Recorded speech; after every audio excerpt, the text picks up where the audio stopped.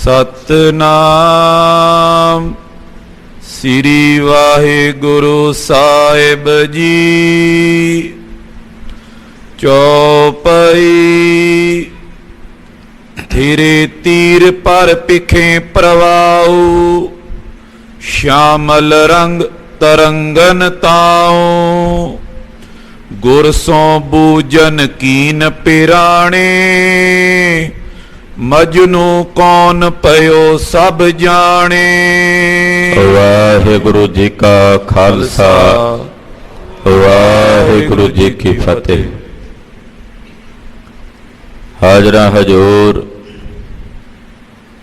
जहरा जहोर सर्व कला भरपूर सतगुरु श्री गुरु ग्रंथ साहिब जी महाराज जी की पवित्र हजूरी च जुड़ बैठी परम सन्मान ते सत्कारयोग गुरु की साजी और नवाजी हुई गुरु का खास रूप गुरु खालसा साध संगत जीओ। वड्डिया भागा वाले हो के संध्या वेले दे सजे हुए दीवाना च निता प्रति एकत्र हो के हाजरियां भर के सतगुरु श्री गुरु हरगोबिंद साहब जी महाराज जी दे पवित्र इतिहास की चल रही लड़ीवार कथा आप जी बहुत ही अदब सत्कार शरदा भावना के सहित सरवण कर रहे।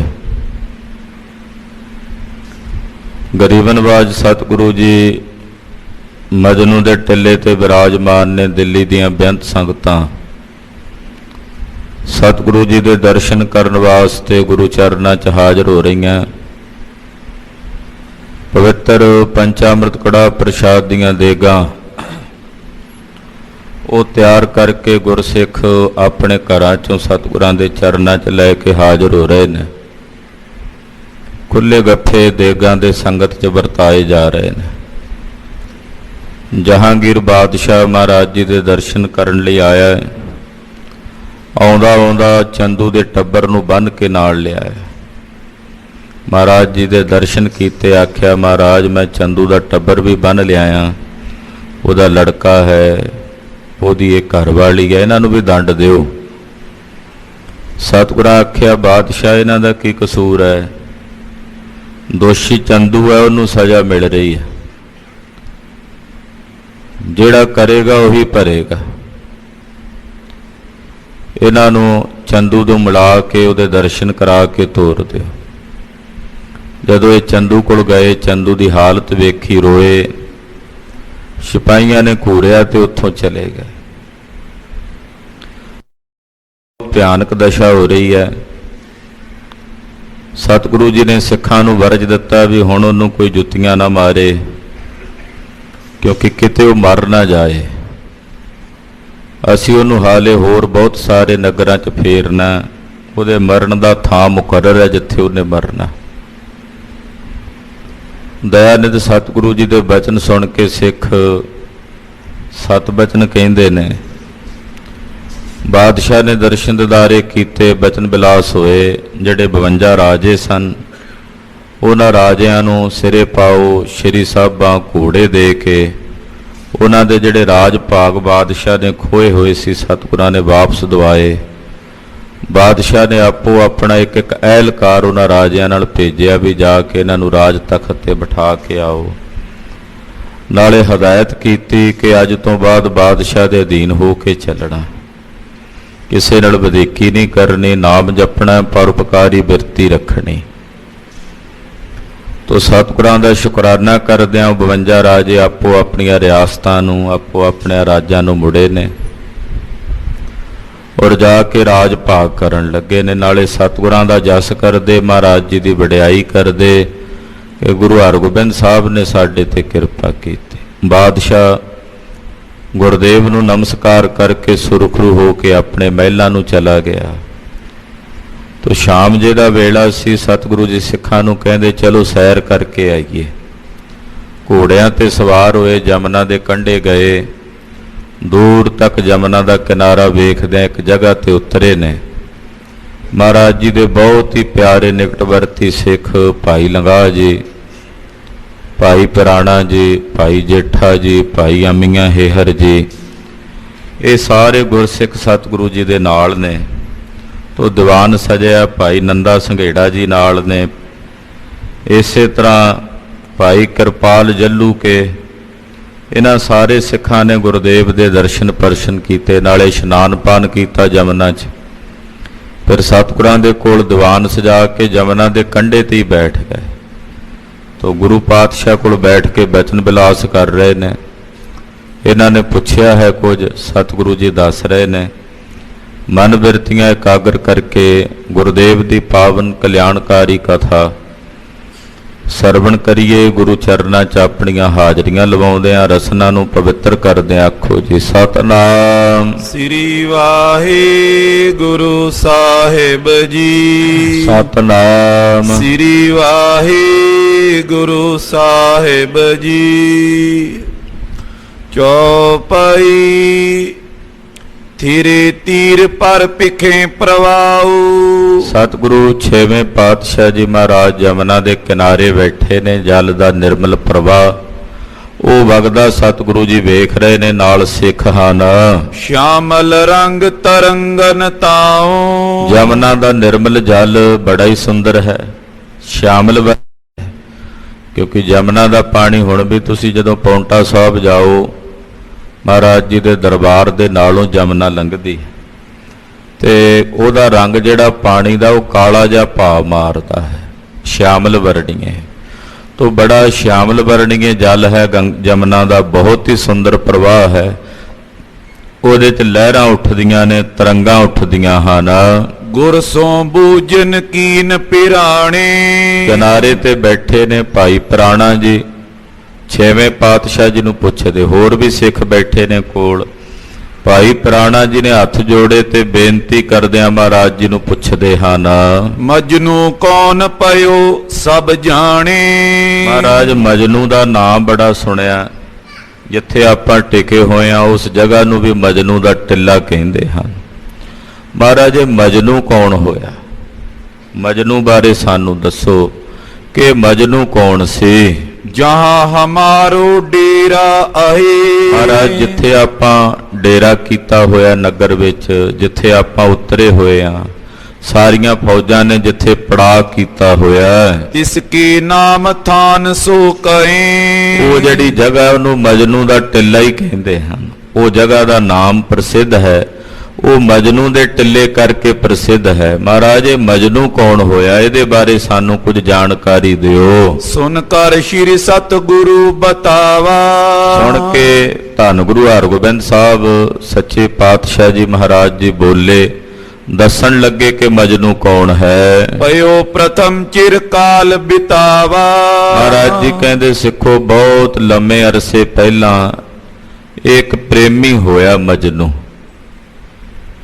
ਭਾਈ ਸਾਹਿਬ ਭਾਈ ਗੁਰਦਾਸ ਸਾਹਿਬ ਜੀ ਨੇ ਆਪਣੀਆਂ ਵਾਰਾਂ 'ਚ ਇਹਦਾ ਜ਼ਿਕਰ ਕੀਤਾ। ਲੇਲੈ ਮਜਨੂ ਆਸ਼ਕੀ ਚਹੁ ਚੱਕੀ ਜਾਤੀ, ਮੇਹੀਵਾਲ ਨੋ ਸੋਹਣੀ ਨੈ ਤਰਦੀ ਰਾਤੀ, ਸੋਰਠ ਬੀਜਾ ਗਾਵੀਐ ਜਸ ਸੁਗੜਾ ਬਾਤੀ, ਰਾਂਝਾ ਹੀਰ ਵਖਾਣੀਆਂ ਓਏ ਪਿਰਮ ਪਿਰਾਤੀ। ਤੋ ਇਦਾਂ ਇਹਨਾਂ ਦੇ ਜਿਹੜੇ ਜੋੜੇ ਆ ਉਹਨਾਂ ਦਾ ਜ਼ਿਕਰ ਕਲਗੀਧਰ ਸ੍ਰੀ ਗੁਰੂ ਗੋਬਿੰਦ ਸਿੰਘ ਸਾਹਿਬ ਜੀ ਨੇ ਜਦੋਂ ਬਾਣੀ ਲਿਖੀ ਹੈ ਸ੍ਰੀ ਦਸਮ ਗ੍ਰੰਥ ਸਾਹਿਬ ਜੀ ਦੀ, ਉਹਦੇ 'ਚ ਇਹਨਾਂ ਦੇ ਚਰਿੱਤਰ ਵੀ ਲਿਖੇ।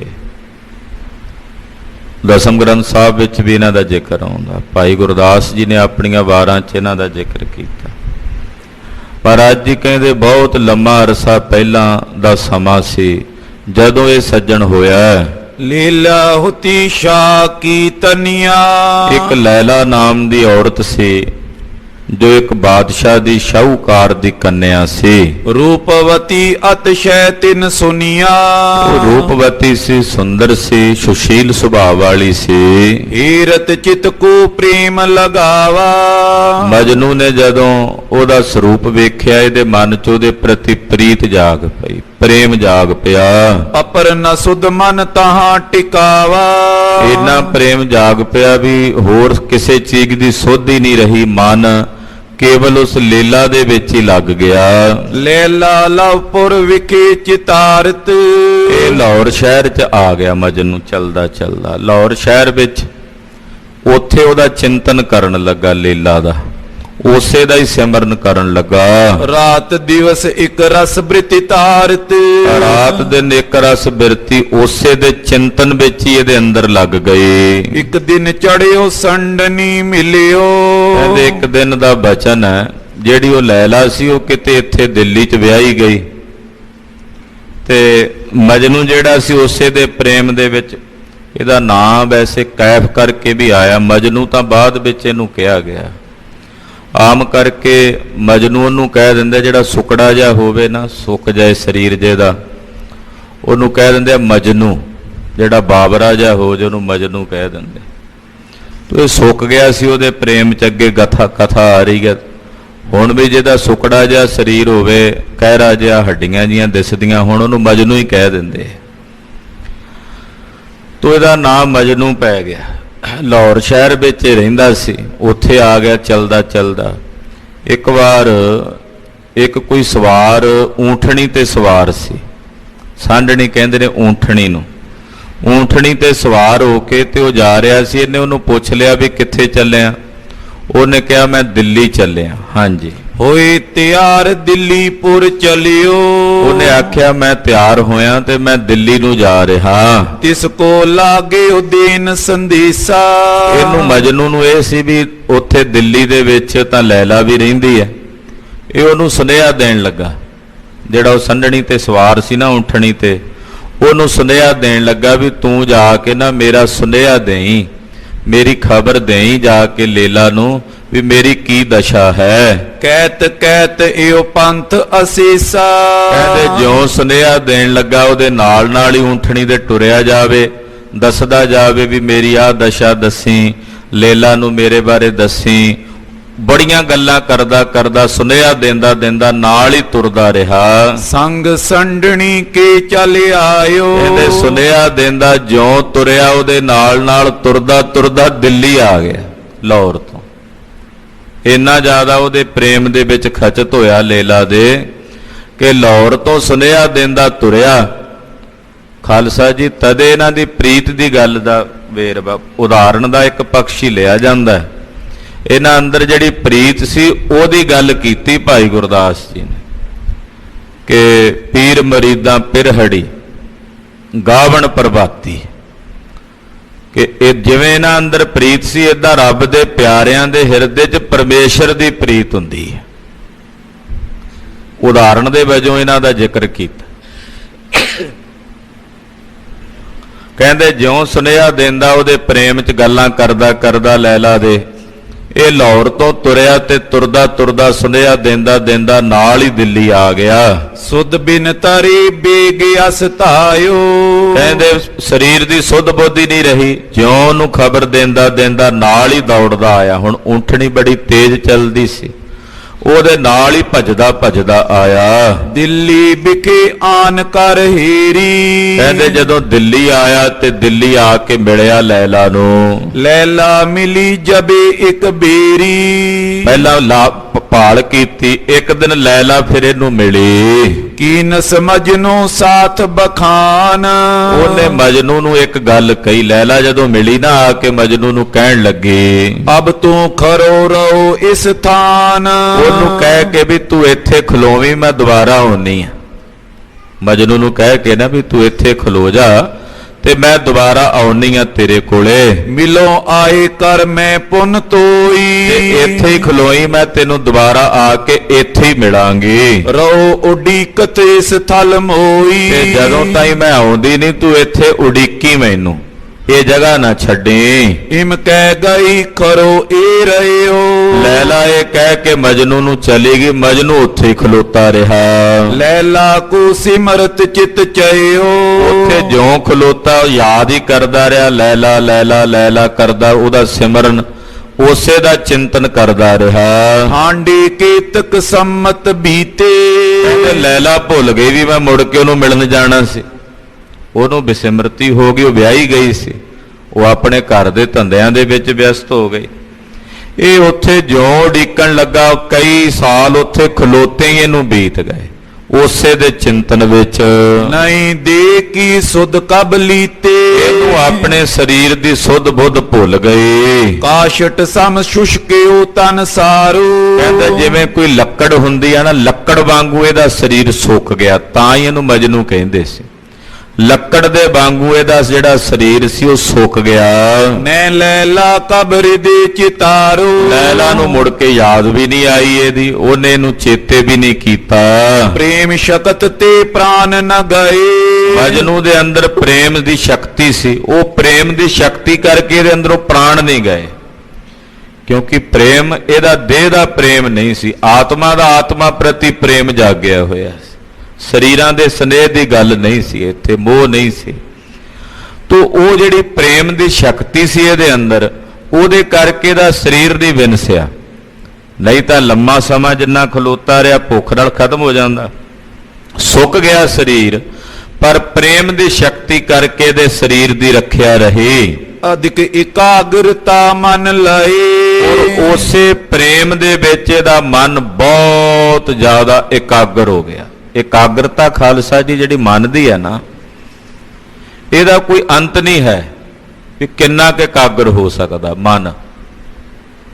ਅਸੀਂ ਕਦੇ ਕਦੇ ਇਕਾਗਰ ਮਨ ਦੀ ਥੋੜੀ ਜਿਹੀ ਝਲਕ ਵੇਖਦੇ ਹਾਂ ਆਪਣੇ ਅੰਦਰ, ਸਦਾ ਸਾਡਾ ਮਨ ਇਕਾਗਰ ਨਹੀਂ ਹੁੰਦਾ।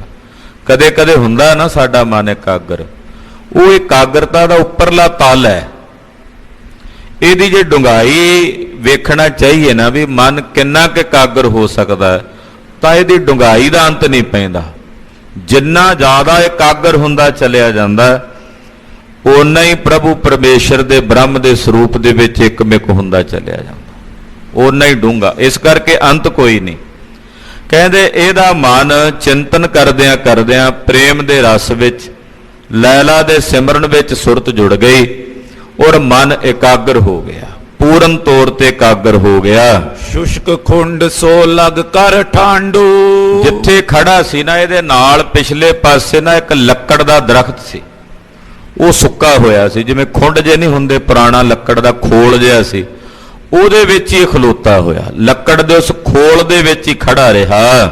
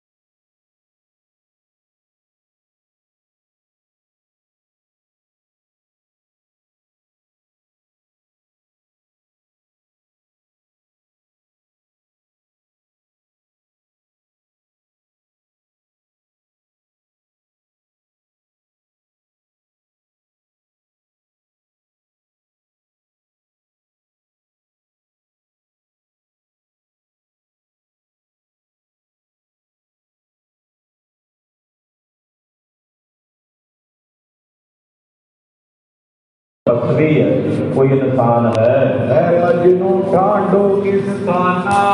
ਉਹਨੇ ਆਖਿਆ ਇੱਥੇ ਤਾਂ ਕੋਈ ਮਜਨੂ ਖੜਾ, ਉਹਦਾ ਮਤਲਬ ਸੁੱਕਾ ਜਿਹੜਾ ਕਿਸੇ ਦੇ ਪ੍ਰੇਮ ਚ ਸੁੱਕ ਗਿਆ ਹੋਵੇ, ਵਿਛੋੜੇ ਚ ਸੁੱਕ ਗਿਆ ਹੋਵੇ, ਇਹਦਾ ਮਜਨੂ ਖੜਾ। ਦਈ ਸ਼ਾਹ ਕੋ ਸੁਧ ਸੁਨ ਡਰਿਓ, ਉਹ ਲੱਕੜਹਾਰਾ ਡਰ ਗਿਆ, ਪਤਾ ਲੱਗਾ ਵੀ ਕਿਹੜੀ ਲੈਲਾ ਦੀ ਗੱਲ ਕਰਦਾ। ਉਹਨੇ ਜਾ ਕੇ ਨਗਰ ਦੇ ਸ਼ਾਹੂਕਾਰ ਨੂੰ ਦੱਸਿਆ ਵੀ ਇਦਾਂ ਉੱਥੇ ਇੱਕ ਮਜਨੂ ਖੜਾ ਜੋ ਲੈਲਾ ਲੈਲਾ ਪੁਕਾਰ ਰਿਹਾ ਹੈ। ਲੈਲਾ ਕੋ ਭੇਜਨ ਤਬ ਕਰਿਓ, ਸ਼ਾਹੂਕਾਰ ਦੇ ਮਨ ਚ ਤਰਸ ਆਇਆ, ਉਹਨੇ ਆਪਣੀ ਲੜਕੀ ਨੂੰ ਉਸ ਲੈਲਾ ਨੂੰ ਭੇਜਿਆ।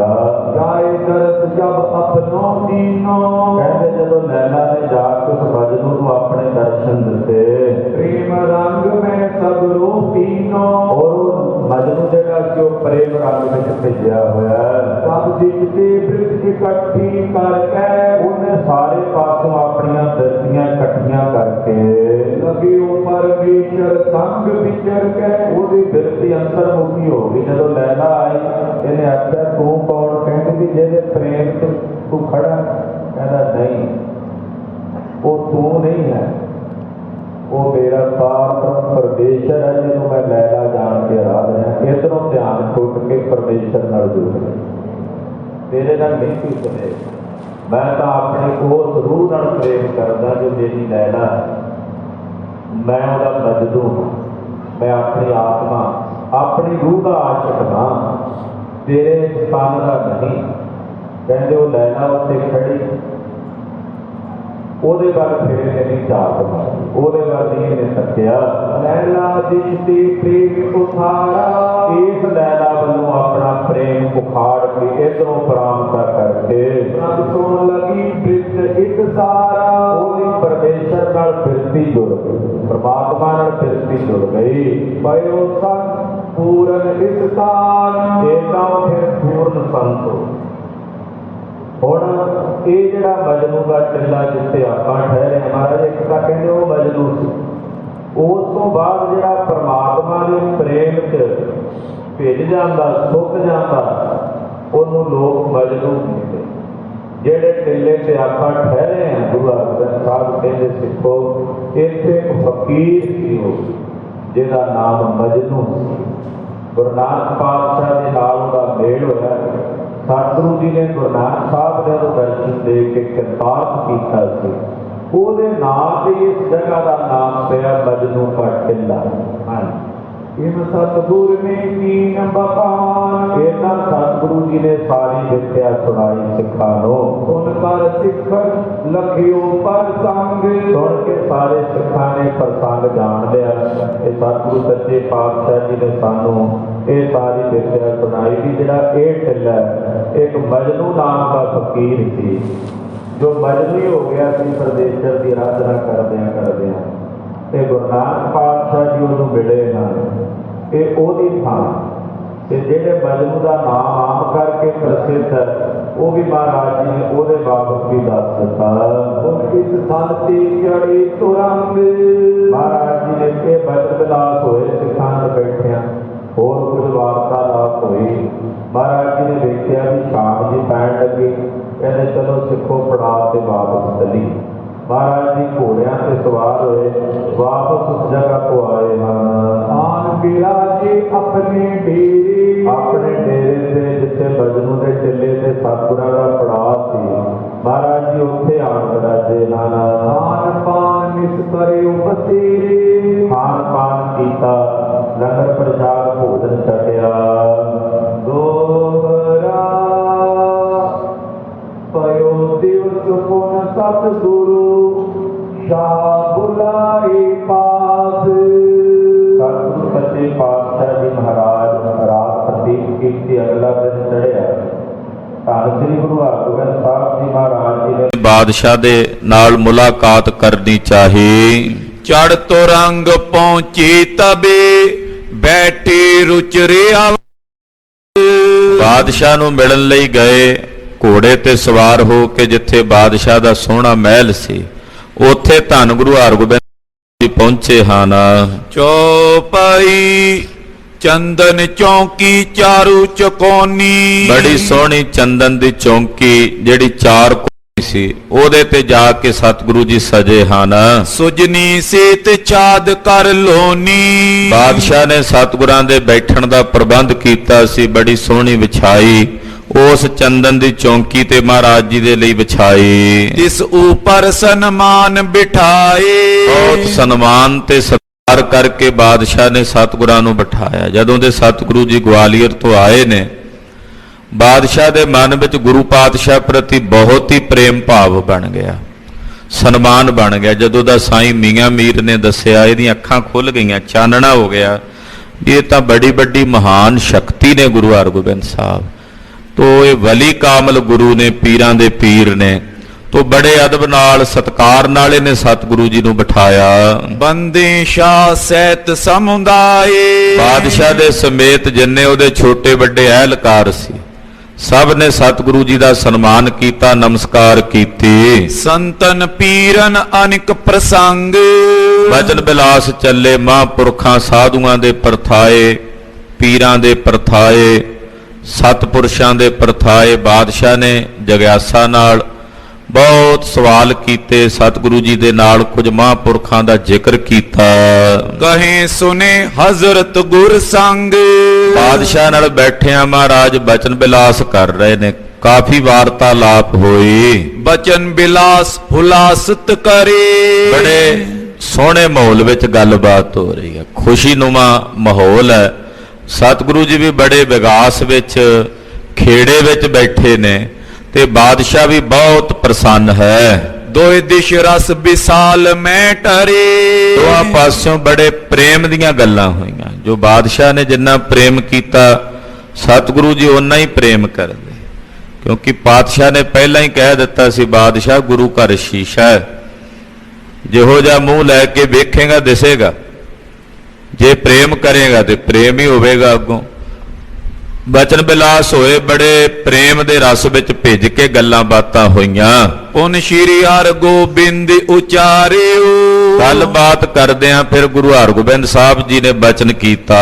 ਗਮਨ ਸੁਦਾ ਸਰ ਹਮ ਚਿਤ ਧਾਰਿਓ। ਮਹਾਰਾਜ ਜੀ ਕਹਿੰਦੇ, ਬਾਦਸ਼ਾਹ ਹੁਣ ਅਸੀਂ ਆਪਣੀ ਨਗਰੀ ਧੰਨ ਗੁਰੂ ਰਾਮਦਾਸ ਸਾਹਿਬ ਜੀ ਦੀ ਪਵਿੱਤਰ ਨਗਰੀ ਸ਼੍ਰੀ ਅੰਮ੍ਰਿਤਸਰ ਸਾਹਿਬ ਨੂੰ ਵਾਪਸ ਜਾਣਾ ਚਾਹੁੰਦੇ ਹਾਂ। ਕਿਤਕ ਮਾਸ ਬੀਤੇ ਇਤੇ ਆਏ, ਸ਼੍ਰੀ ਅੰਮ੍ਰਿਤਸਰ ਸਾਹਿਬ ਤੋਂ ਚੱਲ ਕੇ ਆਇਆ, ਸਾਨੂੰ ਇੱਧਰ ਤੇਰੇ ਵਾਲੇ ਪਾਸੇ ਕਈ ਮਹੀਨੇ ਬੀਤ ਗਏ ਨੇ।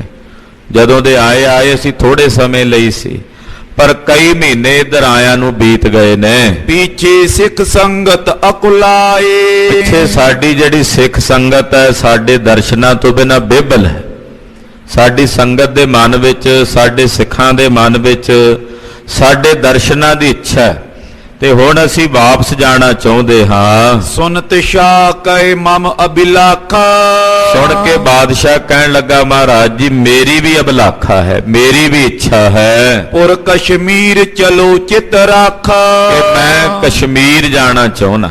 ਮੇਰੀ ਇੱਛਾ ਕਸ਼ਮੀਰ ਦੇ ਇਲਾਕੇ ਨੂੰ ਜਾਣ ਦੀ ਹੈ। ਚਲੇ ਸੰਗ ਹੀ ਮਾਝੇ ਦੇਸ਼, ਤੇ ਮਹਾਰਾਜ ਮੈਂ ਤੁਹਾਡੇ ਨਾਲ ਹੀ ਚੱਲਦਾ, ਕਿਉਂਕਿ ਕਸ਼ਮੀਰ ਦਾ ਰਸਤਾ ਉਧਰੋਂ ਪੰਜਾਬ ਚੋਂ ਹੀ ਲੰਘ ਕੇ ਜਾਣਦਾ ਹੈ, ਤੇ ਮੈਂ ਤੁਹਾਡੇ ਨਾਲ ਹੀ ਚੱਲਦਾ ਮਾਝੇ ਤੱਕ, ਜਿੱਥੇ ਆਪ ਜੀ ਨੇ ਵਿਚਰਨਾ ਹੈ, ਮਾਝੇ ਦੇ ਇਲਾਕੇ ਤੱਕ। ਨਾਲ ਤੁਹਾਡੀ ਮੈਨੂੰ ਸੰਗਤ ਮਿਲਦੀ ਰਹੇਗੀ। ਪਹਿਲੋਂ ਮੈਂ ਗਿਆ ਸੀ ਕਸ਼ਮੀਰ, ਉਦੋਂ ਵਾਪਸ ਮੁੜ ਕੇ ਆਉਣਾ ਪੈ ਗਿਆ। ਹੁਣ ਮੈਂ ਕਸ਼ਮੀਰ ਜਾਣਾ ਚਾਹੁੰਦਾ ਤੇ ਤੁਹਾਡੇ ਨਾਲ ਹੀ ਚੱਲਾਂਗਾ ਮਾਝੇ ਦੇ ਇਲਾਕੇ ਤੱਕ। ਦਰਸ ਆਪ ਕੋ ਹੋਏ ਹਮੇਸ਼, ਮਹਾਰਾਜ ਮੈਨੂੰ ਲਾਭ ਹੋਵੇਗਾ ਜਿਨ੍ਹਾਂ ਰਸਤੇ 'ਚ ਜਿਹੜੇ 10 ਦਿਨ 20 ਦਿਨ ਲੱਗਣਗੇ, ਮਹਾਰਾਜ ਮੈਨੂੰ ਤੁਹਾਡੇ ਦਰਸ਼ਨ ਹੁੰਦੇ ਰਹਿਣਗੇ, ਮੈਂ ਤੁਹਾਡੇ ਬਚਨ ਸੁਣਾਂਗਾ ਤੇ ਮਹਾਰਾਜ ਮੈਨੂੰ ਲਾਭ ਪ੍ਰਾਪਤ ਹੋਵੇਗਾ। ਆਜ ਮਹੂਰਤ ਕੋ ਦਿਖ ਰਾਵੋ, ਮਹਾਰਾਜ ਮੈਂ ਅੱਜ ਹੀ ਦਿਨ ਮੁਕਰਰ ਕਰ ਲੈਣਾ ਵੀ ਕਦੋਂ ਚੱਲਣਾ। 1-2 ਦਿਨਾਂ ਤਾਈਂ ਆਪਾਂ ਚਾਲੇ ਦੀ ਤਿਆਰੀ ਕਰ ਲੈਂਦੇ ਹਾਂ। ਨਹੀਂ ਬਿਲਮ ਤਿਤ ਤੁਰਤ ਸਿਧਾਵੋ, ਤੇ ਮਹਾਰਾਜ ਮੈਂ ਦੇਰੀ ਨਹੀਂ ਲਾਵਾਂਗਾ, ਬਸ ਛੇਤੀ ਮੈਂ ਤਿਆਰੀ ਕਰਾਉਣਾ, ਤੇ ਤੁਸੀਂ ਕਿਰਪਾ ਰੱਖਿਓ, ਮੈਂ ਤੁਹਾਡੇ ਨਾਲ ਹੀ ਚੱਲਾਂਗਾ। ਸਤਗੁਰ ਬੈਠੇ ਤਬੇ ਬੁਲਾਇਓ, ਕਹਿੰਦੇ ਨੇ ਕਿਉਂਕਿ ਬਾਦਸ਼ਾਹ ਇਹ ਬੜਾ ਵਹਿਮੀ ਜਿਹਾ ਸੀ, ਇਹਨੇ ਆਖਿਆ ਵੀ ਮੈਂ ਥੋੜਾ ਜਿਹਾ ਕਿਸੇ ਜੋਤਸ਼ੀ ਨੂੰ ਬੁਲਾ ਕੇ ਪੁੱਛ ਲਾਂ, ਨਜੂਮੀ ਨੂੰ, ਵੀ ਕਦੋਂ ਜਾਣਾ ਹੈ। ਉਸੇ ਵੇਲੇ ਨੇ ਇੱਕ ਨਜੂਮੀ ਸੱਦਿਆ। ਸੋਧ ਮਹੂਰਤ ਤਾਏ ਬਤਾਇਓ, ਉਹਨੂੰ ਕਿਹਾ ਵੀ ਦੱਸ ਵੀ ਕਿਹੜਾ ਕਦੋਂ ਕੋਈ ਤਿੱਥਵਾਰ ਵੀ ਹੈ ਜਦੋਂ ਅਸੀਂ ਚਾਲੇ ਪਾਈਏ, ਅਸੀਂ ਜਾਣਾ ਪੰਜਾਬ ਨੂੰ, ਮੈਂ ਕਸ਼ਮੀਰ ਜਾਣਾ। ਤੋ ਉਹਨੇ ਫਿਰ ਉਸ ਵੇਲੇ ਜੋ ਉਹਦਾ ਗਣਕ ਗੁਣਕ ਦੀ ਵਿਦਿਆ ਸੀ, ਉਹਦੇ ਮੁਤਾਬਕ ਉਹ ਨਜੂਮੀ ਨੇ ਦੱਸਿਆ। ਤ੍ਰੋਦਸ ਵੀਰਵਾਰ ਹੈ ਪਰਸੋਂ, ਕਹਿਣ ਲੱਗਾ ਜੀ ਪਰਸੋਂ 13ਵੀਂ ਦਾ ਦਿਨ ਹੈ। ਸਤਿਗੁਰੂ ਜੀ ਕਹਿਣ ਲੱਗੇ, ਬਾਦਸ਼ਾਹ ਅਸੀਂ ਤਾਂ ਆਪਣੀ ਇੱਛਾ ਨਾਲ ਅਰਦਾਸ ਕਰਕੇ ਚਾਲਾ ਮਾਰਦੇ ਆਂ, ਤੇਰਾ ਵਹਿਮ ਭਰਮ ਹੋਣਾ, ਜੋਤਸ਼ੀਆਂ ਜਾਤਸ਼ੀਆਂ ਨੂੰ ਸੱਦਣਾ।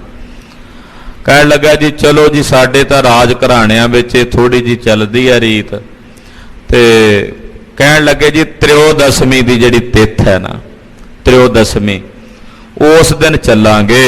ਕਰੋ ਪਿਆਨਾ ਤਬ ਦਿਨ ਬਰਸੋਂ। ਕਹਿੰਦੇ ਜੀ ਫਿਰ ਉਸ ਦਿਨ ਚੱਲਿਓ, ਉਸ ਦਿਨ ਮੌਸਮ ਵੀ ਠੀਕ ਰਹੇਗਾ, ਤੇ ਆਪ ਜੀ ਨੇ ਉਸ ਦਿਨ ਚਾਲਾ ਮਾਰਨਾ।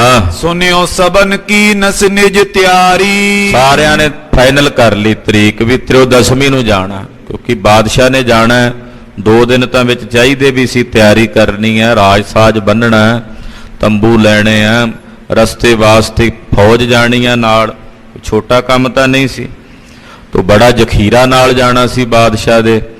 ਤੋ ਤ੍ਰਿਓਦਸ਼ਮੀ ਦੀ ਤਰੀਕ ਜਿਹੜੀ ਸੀ ਉਹ ਮਿਥ ਲਈ ਗਈ, ਜਿਹਦਨ ਇਕਾਦਸ਼ੀ ਸੀ, ਯਾਨੀ ਕਿ 11ਵੀਂ ਦੀ ਤਿੱਥ ਸੀ, ਉਹਦੇ ਨੇ ਗੱਲਬਾਤ ਹੋਈ ਹੈ, ਵਿੱਚ ਇੱਕ ਦਿਨ ਨਹੀਂ ਸੀ, ਅਗਲਾ ਦਿਨ, ਉਸ ਤੋਂ ਅਗਲੇ ਦਿਨ ਚੱਲਣਾ ਸੀ।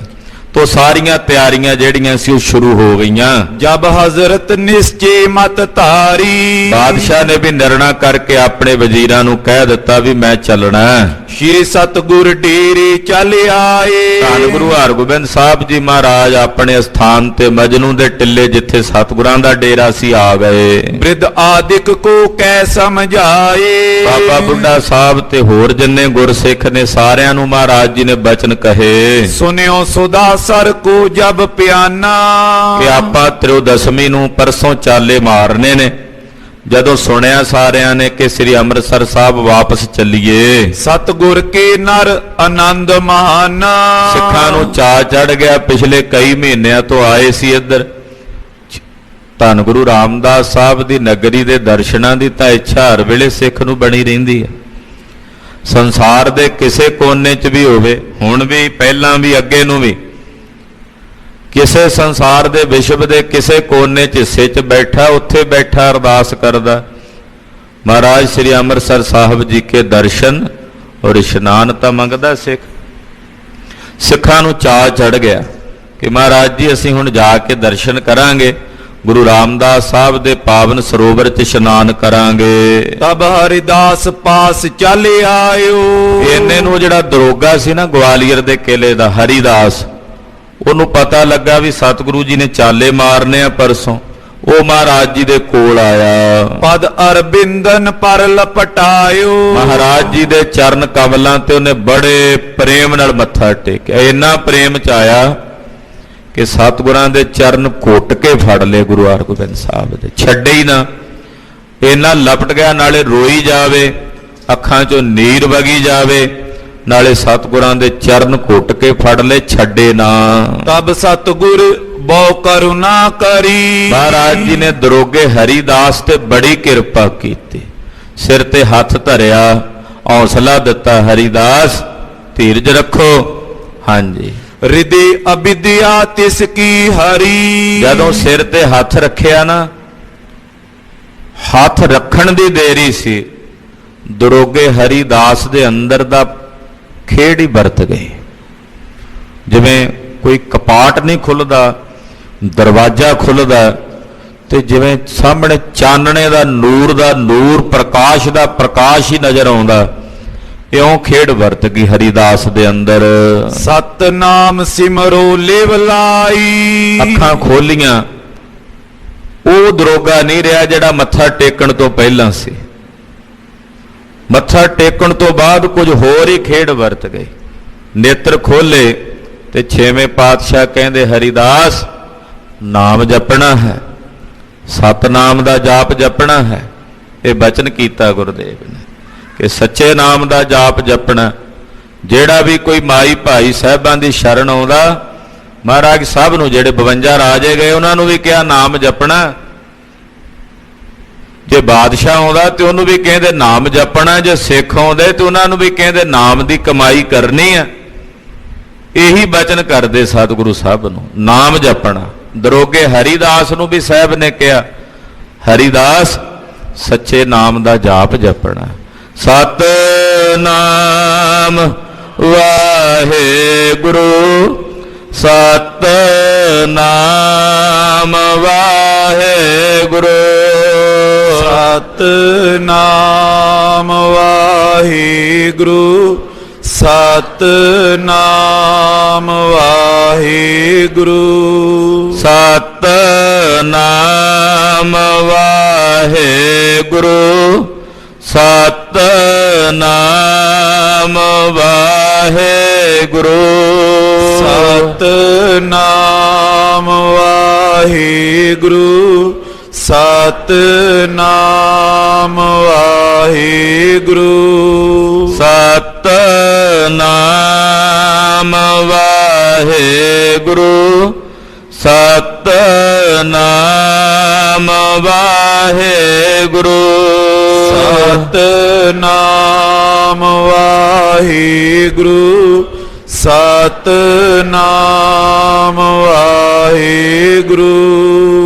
ਇਹ ਨਾਮ ਦੀ ਕਮਾਈ ਕਰਨੀ ਹੈ ਦਰੋਗਾ ਹਰੀਦਾਸ ਜੀ। ਨਾਮ ਬਿਨਾ ਨਹੀਂ ਛੁੱਟਿਆ ਜਾਣਾ। ਜੇ ਗਿਆਨ ਵੀ ਹੋ ਜਾਏ ਨਾਮ ਫਿਰ ਵੀ ਜਪਣਾ।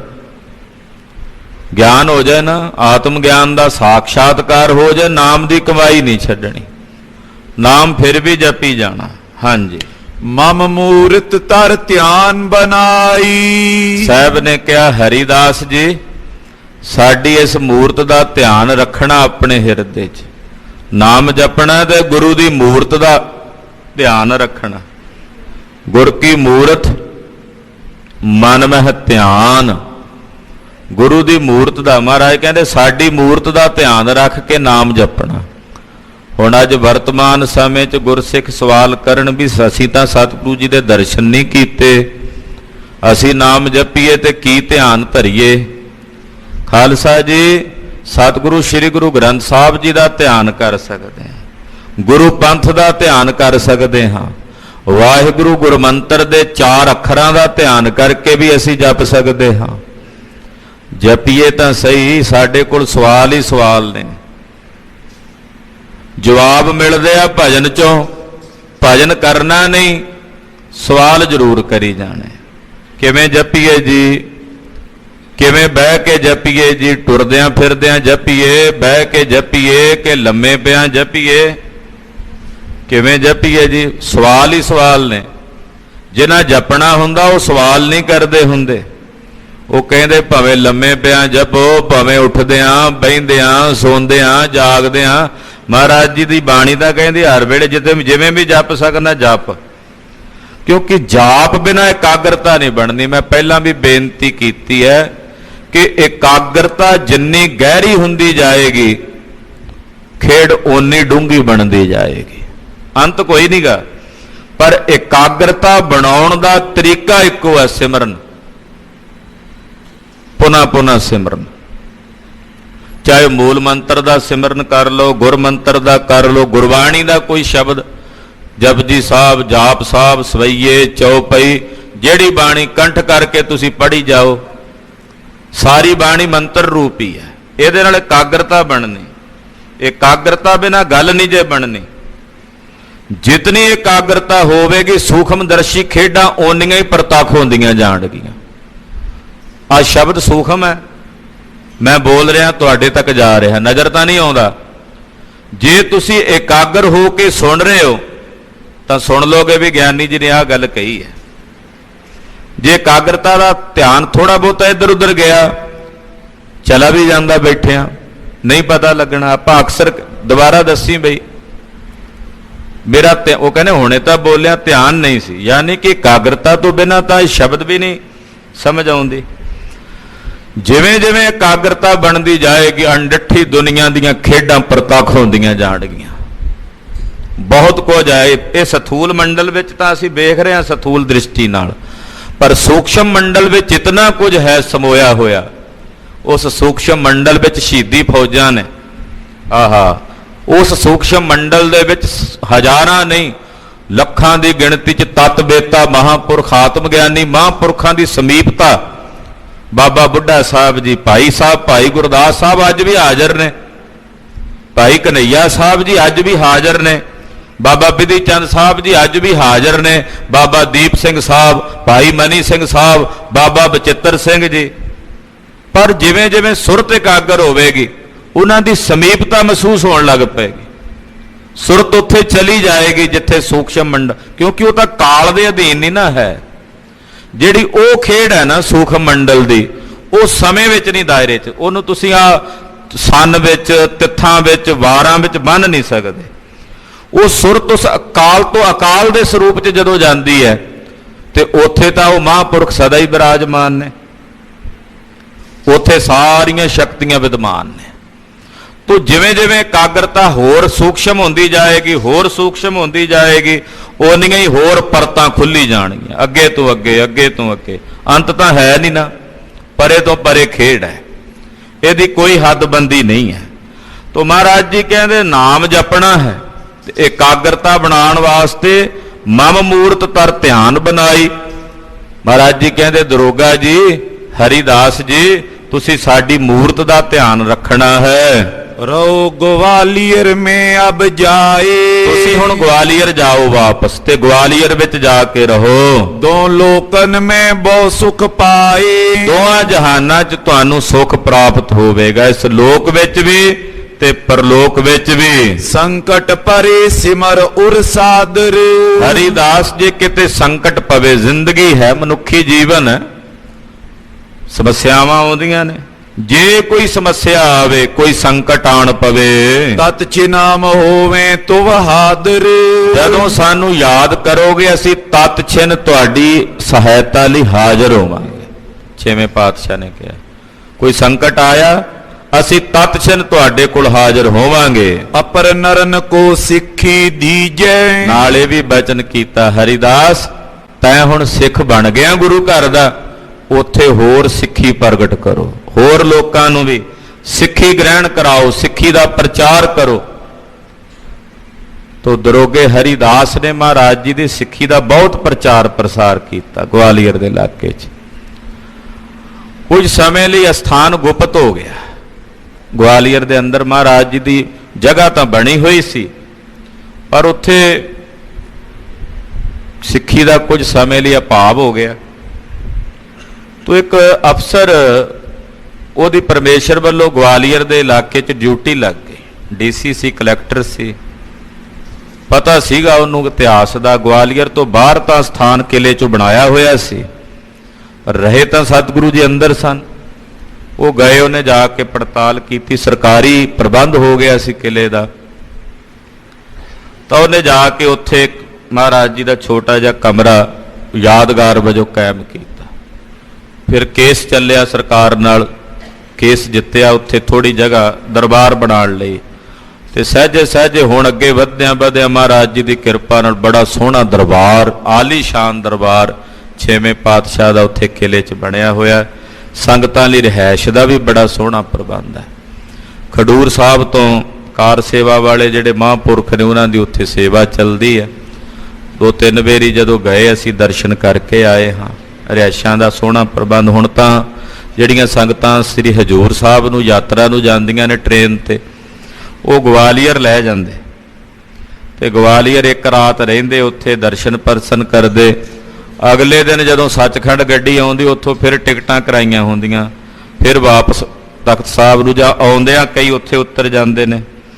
ਤੋ ਇਸ ਤਰ੍ਹਾਂ ਹੁਣ ਮਹਾਰਾਜ ਜੀ ਦੀ ਦਇਆ ਮਾਇਆ ਨਾਲ ਹੁਣ ਤਾਂ ਆਉਣ ਜਾਣ ਦੀ ਕੋਈ ਦਿੱਕਤ ਨਹੀਂ ਹੈ। ਤੋ ਬਹੁਤ ਸੋਹਣੇ ਦਰਬਾਰ ਨੇ ਸਤਿਗੁਰਾਂ ਦੇ। ਗਵਾਲੀਅਰ ਦੇ ਕਿਲੇ ਤੋਂ ਬਾਹਰ ਵੀ ਮਹਾਰਾਜ ਜੀ ਦਾ ਸਥਾਨ। ਹੁਣ ਸਿੱਖਾਂ ਦੀ ਆਬਾਦੀ ਵੀ ਬਹੁਤ ਹੈ ਉੱਥੇ, ਪੰਜਾਬ ਤੋਂ ਬਹੁਤ ਸਾਰੀ ਸਿੱਖ ਜ਼ਿਮੀਂਦਾਰ ਵੀਰ ਉੱਥੇ ਜਾ ਕੇ ਹੁਣ ਜ਼ਮੀਨਾਂ ਲੈ ਲਈਆਂ ਤੇ ਉਹ ਜ਼ਿਮੀਂਦਾਰਾ ਕਰਦੇ। ਪਤਾ ਹੀ ਨਹੀਂ ਲੱਗਦਾ ਵੀ ਪੰਜਾਬ 'ਚ ਫਿਰਦੇ ਹਾਂ ਕਿ ਉੱਥੇ MP 'ਚ ਫਿਰਦੇ ਹਾਂ। ਅੱਗੇ ਸ਼ਿਵਪੁਰੀ ਤੱਕ ਬਹੁਤ ਸਾਰੀ ਸਿੱਖਾਂ ਦੀ ਆਬਾਦੀ ਹੈ। ਤੇ ਮਹਾਰਾਜ ਜੀ ਦੀ ਦਇਆ ਮਾਇਆ ਨਾਲ ਛੇਵੇਂ ਪਾਤਸ਼ਾਹ ਨੇ ਬੀਜ ਬੀਜਿਆ ਸੀ, ਉੱਥੇ ਹੁਣ ਉੱਗ ਰਿਹਾ, ਫਲੀ ਭੂਤ ਹੋ ਰਿਹਾ। ਤੋ ਧੰਨ ਗੁਰੂ ਹਰਗੋਬਿੰਦ ਸਾਹਿਬ ਜੀ ਨੇ ਦਰੋਗੇ ਨੂੰ ਕਿਹਾ ਵੀ ਤੁਸੀਂ ਹੋਰ ਵੀ ਉੱਥੇ ਸਿੱਖੀ ਦਾ ਪ੍ਰਚਾਰ, ਆਪ ਸਿੱਖ ਤੁਸੀਂ ਬਣ ਗਏ ਹੋ, ਪਰ ਅੱਗੇ ਸਿੱਖੀ ਦਾ ਪ੍ਰਚਾਰ ਹੋਰ ਕਰਨਾ, ਹੋਰਨਾਂ ਨੂੰ ਵੀ ਸਿੱਖੀ ਗ੍ਰਹਿਣ ਕਰਾਉਣੀ ਹੈ। ਕਰ ਸੰਗਤ ਮਿਲ ਗੁਰੂ ਜਪੀਜੈ, ਸੰਗਤ ਨੂੰ ਇਕੱਠਿਆਂ ਕਰਕੇ ਧਰਮਸ਼ਾਲਾ ਬਣਾਓ ਤੇ ਨਾਮ ਜਪਣਾ। ਇਕੱਤਰ ਹੋ ਕੇ ਸਵੇਰੇ ਸ਼ਾਮ ਦੋਵੇਂ ਵੇਲੇ ਕਥਾ ਕੀਰਤਨ ਕਰਨਾ, ਸੁਣਨਾ, ਨਾਮ ਜਪਣਾ। ਜਥਾ ਨਿਕਟ ਅਬ ਦਰਸ਼ਨ ਕਰੇ। ਮਹਾਰਾਜ ਜੀ ਕਹਿੰਦੇ ਜਿਵੇਂ ਤੂੰ ਹੁਣ ਨਹੀਂ ਸਾਡੇ ਦਰਸ਼ਨ ਕਰ ਰਿਹਾ ਕੋਲ ਬੈਠਾ, ਜਿਵੇਂ ਸਾਡੇ ਕੋਲ ਬੈਠਿਆਂ ਦੇ ਤੁਸੀਂ ਦਰਸ਼ਨ ਕਰ ਰਹੇ ਹੋ। ਤਥਾ ਮਾ ਫਲ ਸੰਮਤ ਤਰੇ। ਕਹਿੰਦੇ ਜਦੋਂ ਸੰਗਤ ਵਿੱਚ ਬੈਠ ਕੇ ਤੁਸੀਂ ਸਵੇਰੇ ਸ਼ਾਮ ਸਿਮਰਨ ਕਰੋਗੇ ਨਾ, ਮਹਾਰਾਜ ਜੀ ਕਹਿੰਦੇ ਤੁਹਾਨੂੰ ਏਦਾਂ ਹੀ ਸਾਡੀ ਸਮੀਪਤਾ ਵਾਲੇ ਦਰਸ਼ਨਾਂ ਦਾ ਹੀ ਲਾਭ ਪ੍ਰਾਪਤ ਹੋਵੇਗਾ। ਜਿਵੇਂ ਹੁਣ ਬੈਠਿਆਂ ਦਰਸ਼ਨ ਕਰ ਰਹੇ ਹੋ, ਇਹ ਫਲ ਮਿਲ ਰਿਹਾ ਤੁਹਾਨੂੰ। ਜਦੋਂ ਸਵੇਰੇ ਸ਼ਾਮ ਸੰਗਤ 'ਚ ਬਹਿ ਕੇ ਭਜਨ ਕਰੋਗੇ ਤਾਂ ਸਾਨੂੰ ਕੋਲ ਬੈਠਿਆਂ ਨੂੰ ਹੀ ਅਨੁਭਵ ਕਰੋਗੇ। ਸਾਡੇ ਕੋਲ ਬੈਠਿਆਂ ਦੇ ਦਰਸ਼ਨਾਂ ਦਾ ਮਹਾਤਮ ਤੁਹਾਨੂੰ ਪ੍ਰਾਪਤ ਹੋਵੇਗਾ। ਸੁਨ ਔਰ ਪ੍ਰੇਮ ਬਿਲੋਚਨ ਭਰੇ। ਮਹਾਰਾਜ ਜੀ ਦੇ ਬਚਨ ਸੁਣ ਕੇ ਦਰੋਗਾ ਹਰੀਦਾਸ ਜੀ ਦੀਆਂ ਅੱਖਾਂ ਭਰ ਆਈਆਂ। ਪ੍ਰੇਮ 'ਚ ਮਹਾਰਾਜ ਜੀ ਦੇ ਨੇਤਰ ਭਰ ਆਏ। ਗੁਰ ਵਿਚਰਨ ਤੇ ਦੁਖ ਬਹੁ ਕਰੇ। ਮਨ ਨਹੀਂ ਕਰਦਾ ਕਿ ਸਤਿਗੁਰਾਂ ਤੋਂ ਵਿਛੜਾਂ, ਕਿਉਂਕਿ ਪਹਿਲਾਂ ਕਈ ਮਹੀਨੇ ਕਿਲੇ 'ਚ ਕੋਲ ਰਹੇ, ਹੁਣ ਇੱਥੇ ਕਈ ਦਿਨ ਬੀਤ ਗਏ ਦਰਸ਼ਨ ਕਰਦਿਆਂ। ਹੁਣ ਮਨ ਨਹੀਂ ਪਿਆ ਕਰਦਾ ਦਰੋਗਾ ਹਰੀਦਾਸ ਜੀ ਦਾ ਕਿ ਸਤਿਗੁਰਾਂ ਤੋਂ ਵਿਛੜ ਕੇ ਜਾਵਾਂ। ਦੇ ਗੁਰ ਧੀਰ ਵਿਦਾ ਕਰ ਦੀਨੋ। ਮਹਾਰਾਜ ਜੀ ਨੇ ਧੀਰਜ ਦਿੱਤਾ। ਧੀਰਜ ਦੇ ਕੇ ਦਰੋਗਾ ਹਰੀਦਾਸ ਜੀ ਨੂੰ, ਤੇਰੇ ਨਾਲ ਹੀ ਹਾਂ, ਜਦੋਂ ਯਾਦ ਕਰੇਗਾ ਤੇਰੇ ਕੋਲ ਹੀ ਹੋਵਾਂਗੇ। ਇਹ ਹੌਸਲਾ ਦੇ ਕੇ ਦਰੋਗਾ ਹਰੀਦਾਸ ਨੂੰ ਸਤਿਗੁਰਾਂ ਨੇ ਵਿਦਾ ਕੀਤਾ। ਖਾਲਸਾ ਜੀ, ਕਥਾ ਆਈ ਹੈ ਪਿੱਛੇ ਇਤਿਹਾਸ ਵਿੱਚ ਕਿ ਦਰੋਗਾ ਹਰੀਦਾਸ ਗਵਾਲੀਅਰ ਦੇ ਕਿਲੇ ਦਾ ਦਰੋਗਾ ਸੀ। ਇਹਨੇ ਕਿਸੇ ਸਿੱਖ ਕੋਲੋਂ ਗੁਰੂ ਸਾਹਿਬ ਦੀ ਮਹਿਮਾ ਸੁਣੀ, ਮਨ 'ਚ ਭਾਵਨਾ ਹੋ ਗਈ ਵੀ ਦਰਸ਼ਨ ਕਰਨੇ। ਫਿਰ ਸੋਚਿਆ ਕਿਲੇ ਦੀ ਡਿਊਟੀ ਬੜੀ ਸਖਤ ਸੀ, ਰਾਜੇ ਉੱਥੇ ਕੈਦ ਸੀ, ਜਾ ਨਹੀਂ ਸੀ ਛੱਡਦਾ, ਛੱਡ ਕੇ ਪੰਜਾਬ ਨਹੀਂ ਸੀ ਆ ਸਕਦਾ। ਮਨ ਹੀ ਮਨ ਅਰਦਾਸਾਂ ਕਰਿਆ ਕਰੇ ਵੀ ਸਾਹਿਬ ਦੇ ਕਿਤੇ ਦਰਸ਼ਨ ਹੋ ਜਾਣ, ਇੱਧਰ ਆ ਜਾਣ। ਤੇ ਸਾਹਿਬ ਜੀ ਨੇ ਖੇਡ ਵਰਤਾਈ, ਇਹਦੇ ਕਿਲੇ 'ਚ ਹੀ ਜਾ ਪਹੁੰਚੇ। ਉਦੋਂ ਇਹਨੂੰ ਚਾਅ ਚੜ ਗਿਆ ਸੀ ਗੁਰਦੇਵ ਦੇ ਦਰਸ਼ਨ ਕਰਕੇ। ਤੋ ਪੂਰਬਲੇ ਜਨਮਾਂ ਦੀ ਭਗਤੀ ਹੋਵੇਗੀ ਜਿਹੜੀ ਜਾਗ ਪਈ। ਮਹਾਰਾਜ ਸੱਚੇ ਪਾਤਸ਼ਾਹ ਜੀ ਦੀ ਸਿੱਖੀ ਇਹਦੇ ਅੰਦਰ ਪਰਪੱਕ ਹੋ ਗਈ। ਤੋ ਮਹਾਰਾਜ ਜੀ ਕੋਲੋਂ ਵਿਦਾ ਹੋ ਕੇ ਗਿਆ। ਮਨ ਦੇ ਵਿੱਚ ਇੱਛਾ ਇਹ ਸੀ ਵੀ ਗੁਰੂ ਚਰਨਾਂ 'ਚ ਹੀ ਰਵਾਂ। ਇਹਨੇ ਕਿਹਾ ਮਹਾਰਾਜ ਆਪਣੇ ਕੋਲ ਹੀ ਰੱਖੋ। ਮਹਾਰਾਜ ਜੀ ਕਿਹਾ ਉੱਥੇ ਵੀ ਲੋੜ ਹੈ, ਜਾ ਕੇ ਸਿੱਖੀ ਦਾ ਪ੍ਰਚਾਰ ਪ੍ਰਸਾਰ ਕਰੋ। ਤਰ ਉਰ ਮੂਰਤ ਪਿਆਨਾ ਕੀਨੋ। ਮਹਾਰਾਜ ਜੀ ਦਾ ਸੋਹਣਾ ਸਰੂਪ, ਜਿਹੜੇ ਇਸ ਵੇਲੇ ਮਹਾਰਾਜ ਜੀ ਨੇ ਕੱਪੜੇ ਪਾਏ ਸੀ, ਜਿਹੋ ਜੀ ਦਸਤਾਰ ਸਜਾਈ ਸੀ, ਜਿਹੋ ਜਿਹੇ ਆਸਣ ਤੇ ਬੈਠੇ ਸੀ, ਉਹ ਧਿਆਨ ਹਿਰਦੇ 'ਚ ਪੱਕਾ ਕਰ ਲਿਆ ਸਤਿਗੁਰਾਂ ਦਾ। ਉਹੀ ਮੂਰਤ ਜਦੋਂ ਗਿਆ ਨਾ ਮਹਾਰਾਜ ਜੀ ਕੋਲ, ਜਿਹੋ ਜਿਹੇ ਸਤਿਗੁਰਾਂ ਦੀ ਪੁਸ਼ਾਕ ਸੀ, ਜਿਹੋ ਜੀ ਪੋਜੀਸ਼ਨ 'ਚ ਮਹਾਰਾਜ ਜੀ ਬੈਠੇ ਸਨ ਚੌਂਕੜੇ ਤੇ, ਉਸੇ ਤਰ੍ਹਾਂ ਹੀ ਉਹੀ ਮੂਰਤ, ਉਹੀ ਸਰੂਪ ਦਰੋਗੇ ਹਰੀਦਾਸ ਨੇ ਆਪਣੇ ਹਿਰਦੇ ਵਿੱਚ ਉਹਦਾ ਧਿਆਨ ਪੱਕਾ ਕਰ ਲਿਆ। ਜੀਵਤ ਰਿਉ ਸਿਮਰ ਤਬ ਗੁਰ ਕੋ। ਜਿੰਨਾ ਚਿਰ ਜਿਉਂਦਾ ਰਿਹਾ ਦਰੋਗਾ ਹਰੀਦਾਸ, ਉਹ ਮੂਰਤ ਸਤਿਗੁਰਾਂ ਦੀ ਇਹਦੇ ਹਿਰਦੇ 'ਚ ਨਹੀਂ ਵਸਰੀ। ਸਾਰੀ ਜ਼ਿੰਦਗੀ ਪ੍ਰਾਣਾਂ ਦੇ ਅੰਤ ਤੱਕ ਮਹਾਰਾਜ ਜੀ ਦੇ ਉਸੇ ਸਰੂਪ ਨੂੰ ਹਿਰਦੇ 'ਚ ਵਸਾ ਕੇ ਇਹ ਸਿਮਰਨ ਕਰਦਾ ਰਿਹਾ, ਭਜਨ ਕਰਦਾ ਰਿਹਾ। ਅੰਤ ਸਮੇਂ ਪ੍ਰਾਪਤ ਸੁਰਪੁਰ ਕੋ। ਔਰ ਭਜਨ ਕਰਦਿਆਂ, ਨਾਮ ਜਪਦਿਆਂ ਜਪਦਿਆਂ ਜੀਵਨ ਸਫਲ ਕੀਤਾ ਆਪਣਾ, ਔਰ ਸਰੀਰ ਤਿਆਗ ਕੇ ਮੁੜ ਕੇ ਬੈਕੁੰਠ ਵਿੱਚ ਸਾਹਿਬ ਦੇ ਚਰਨਾਂ ਵਿੱਚ ਹੀ ਇਹ ਹਰੀਦਾਸ ਜੀ ਨਿਵਾਸ ਕਰਨ ਲੱਗੇ। ਬੋਲਿਓ ਜੇਠਾ ਚੰਦੂ ਮੰਦ। ਇਧਰ ਭਾਈ ਜੇਠਾ ਜੀ ਮਹਾਰਾਜ ਜੀ ਕੋਲ ਬੈਠੇ, ਕਹਿਣ ਲੱਗੇ ਮਹਾਰਾਜ ਚੰਦੂ ਬੜਾ ਪਾਪੀ ਹੈ, ਇਹਨੇ ਬੜਾ ਵੱਡਾ ਗੁਨਾਹ ਕੀਤਾ। ਭਾਈ ਜੇਠਾ ਜੀ ਨੇ ਤਾਂ ਅੱਖਾਂ ਨਾਲ ਵੇਖਿਆ ਸੀ। ਮਹਾਰਾਜ ਜੀ ਨੂੰ ਤੱਤੀ ਤਵੀ ਤੇ ਬਿਠਾਇਆ ਜਦੋਂ ਚੰਦੂ ਨੇ, ਭਾਈ ਜੇਠਾ ਜੀ ਉੱਥੇ ਹਾਜ਼ਰ ਸੀ। ਕਹਿੰਦੇ ਮਹਾਰਾਜ ਚੰਦੂ ਨੇ ਜਿੰਨਾ ਪਾਪ ਕੀਤਾ ਨਾ, ਜਿੰਨੀ ਇਹਨੂੰ ਸਜ਼ਾ ਮਿਲਦੀ ਹੈ, ਮਨ ਰਾਜੀ ਜਿਹਾ ਨਹੀਂ ਹੁੰਦਾ। ਵੇਖਦੇ ਆ ਵੀ ਹਾਲੇ ਵੀ ਥੋੜੀ ਹੈ ਜਿੰਨੀ ਸਜ਼ਾ ਮਿਲੀ। ਮਹਾਰਾਜ ਸੱਚੇ ਪਾਤਸ਼ਾਹ ਬੜਾ ਹੀ ਮਾੜਾ ਹੈ, ਬੜਾ ਹੀ ਨੀਚ ਹੈ। ਬਨਤਾ ਇਸ ਆਈ ਅਰਨੰਦ। ਮਹਾਰਾਜ ਇਹਦੀ ਘਰ ਵਾਲੀ ਆਈ ਸੀ, ਇਹਦਾ ਪੁੱਤਰ ਆਇਆ ਸੀ, ਬਾਦਸ਼ਾਹ ਨੇ ਆਪ ਲਿਆ ਕੇ ਤੁਹਾਡੇ ਕੋਲ ਉਹਨਾਂ ਨੇ ਹਵਾਲੇ ਕੀਤਾ ਸੀ। ਸੋ ਰਾਵਰ ਨੇ ਕਹਿ ਛੁਟਵਾਏ। ਮਹਾਰਾਜ ਤੁਸੀਂ ਛੁਡਾਈ ਦਿੱਤੇ, ਕਹਿ ਕੇ ਵੀ ਛੱਡ ਦਿਓ। ਉਹਨੇ ਲਿਆ ਕੇ ਤੁਹਾਡੇ ਹਵਾਲੇ ਕੀਤਾ ਸੀ, ਤੁਸੀਂ ਕਹਿ ਕੇ ਉਹਨਾਂ ਨੂੰ ਛੁਡਾ ਦਿੱਤਾ। ਚਈਐ ਦੁਸ਼ਟ ਮੂਲ ਬਿਨਸਾਏ। ਮਹਾਰਾਜ ਉਹਨਾਂ ਨੂੰ ਵੀ ਮਾਰ ਦੇਣਾ ਚਾਹੀਦਾ ਸੀ। ਪਾਪੀ ਦੀ ਜੜ ਹੀ ਨਾ ਰਹਿੰਦੀ, ਮਲੇਛ ਦੀ, ਇਹਦਾ ਬੀਜ ਹੀ ਨਾਸ ਹੋ ਜਾਂਦਾ। ਜਗ ਮੈਂ ਨੇ ਇਸ ਕੀ ਜਰ ਰਹੇ। ਇਹਦੀ ਜੜ ਹੀ ਨਾ ਰਹਿੰਦੀ ਸੰਸਾਰ 'ਚ ਚੰਦੂ ਦੀ। ਮਹਾਰਾਜ ਉਹਨੂੰ ਮਾਰ ਹੀ ਦਿੰਦੇ, ਇਹਦਾ ਪੁੱਤ ਵੀ ਆਇਆ ਸੀ, ਘਰ ਵਾਲੀ ਵੀ ਆਈ ਸੀ, ਉਹਨਾਂ ਨੂੰ ਮੁਕਾ ਹੀ ਦਿੰਦੇ ਵੀ ਇਹ ਮਲੇਛ ਦੀ ਜੜ ਹੀ ਨਾ ਰਹਿੰਦੀ। ਮਰੇ ਸਜਾਏ ਨਰਕ ਕੀ ਲਹੇ, ਇਹਨੇ ਤਾਂ ਮਰਨ ਤੋਂ ਬਾਅਦ ਨਰਕਾਂ ਦੀ ਸਜ਼ਾ ਭੋਗਣੀ ਹੈ, ਇਹਦਾ ਟੱਬਰ ਵੀ ਨਹੀਂ ਸੀ ਛੱਡਣਾ, ਉਹ ਵੀ ਮਾਰ ਦੇਣਾ ਸੀ। ਸੰਕਟ ਪਰੇ ਜੁਗਨ ਲਗ ਪਰਿਓ, ਜੁਗਾਂ ਤਾਈਂ ਇਹਨੇ ਸੰਕਟ ਪਾਉਣਾ ਸੀ, ਜੁਗਾਂ ਤਾਈਂ ਇਹਨੇ ਦੁੱਖ ਭੋਗਣੇ ਸਨ। ਅਤ ਕੁਕਰਮ ਪਾਪੀ ਨੇ ਕਰਿਓ, ਮਹਾਰਾਜ ਨੇ ਪਾਪੀ ਨੇ ਬੜਾ ਭਾਰੀ ਕੁਕਰਮ ਕੀਤਾ, ਇਹਨੇ ਮਲੇਛ ਨੇ ਬਹੁਤ ਮਾੜੇ ਕੁਕਰਮ ਕੀਤੇ ਨੇ। ਤਬ ਸ਼੍ਰੀ ਹਰਿਗੋਬਿੰਦ ਉਚਾਰਾ, ਭਾਈ ਜੇਠਾ ਜੀ ਹੋਣਾ ਦਾ ਗੁੱਸੇ ਚ ਆਉਣਾ ਕ੍ਰਿਜਣਾ ਵਾਜਬ ਸੀ। ਅਸੀਂ ਸੁਣਦੇ ਹਾਂ ਜਦੋਂ ਸਤਿਗੁਰਾਂ ਨੂੰ ਤੱਤੀ ਤਵੀ ਤੇ ਬਿਠਾਇਆ ਸਾਡੇ ਨੇਤਰ ਭਰ ਆਉਂਦੇ।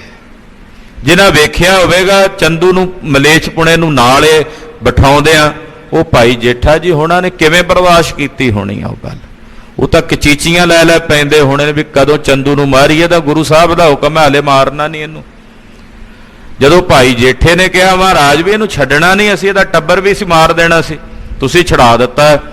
ਤੋ ਸੁਣ ਕੇ ਮਹਾਰਾਜ ਜੀ ਕਹਿਣ ਲੱਗੇ ਭਲੇ ਪੁਰਖ ਕੀ ਨੇ ਏਕਾਰਾ, ਮਹਾਰਾਜ ਜੀ ਕਹਿੰਦੇ ਭਾਈ ਜੇਠਾ ਜੀ ਭਲੇ ਪੁਰਖਾਂ ਦੀ ਇਹ ਕਾਰ ਨਹੀਂ ਹੁੰਦੀ, ਭਲੇ ਪੁਰਖਾਂ ਦਾ ਇਹ ਕੰਮ ਨਹੀਂ ਹੁੰਦਾ।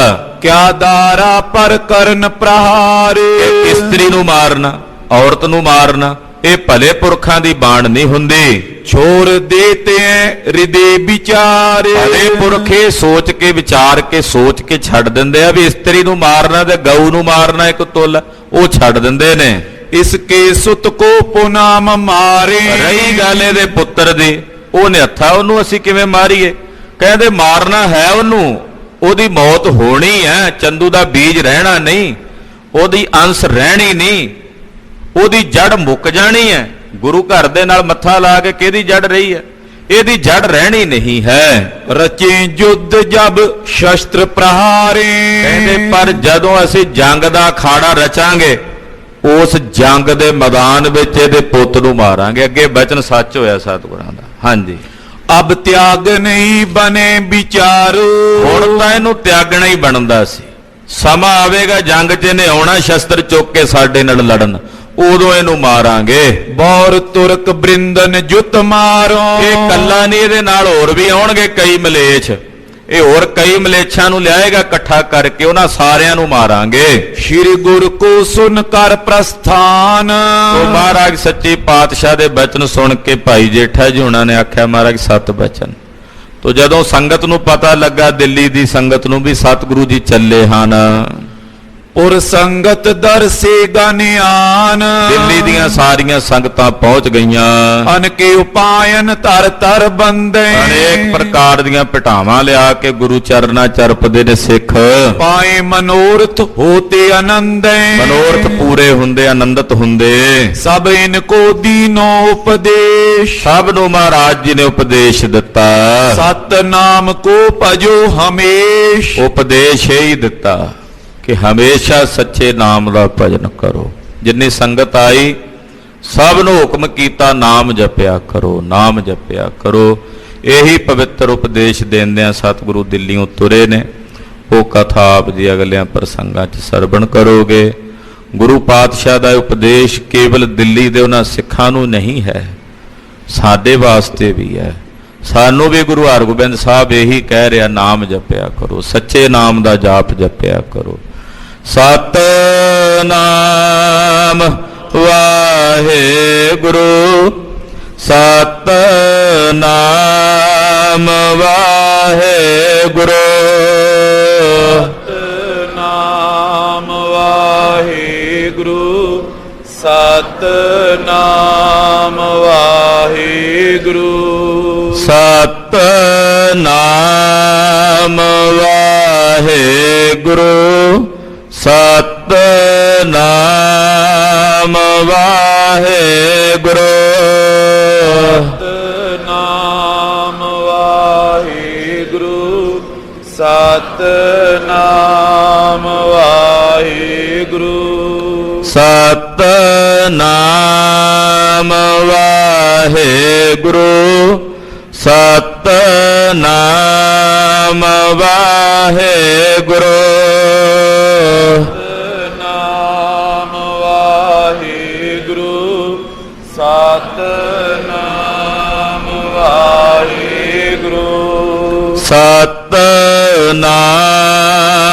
ਵਾਹਿਗੁਰੂ ਸਤਿਨਾਮ ਵਾਹਿਗੁਰੂ ਸਤਿਨਾਮ ਵਾਹਿਗੁਰੂ ਸਤਿਨਾਮ ਵਾਹਿਗੁਰੂ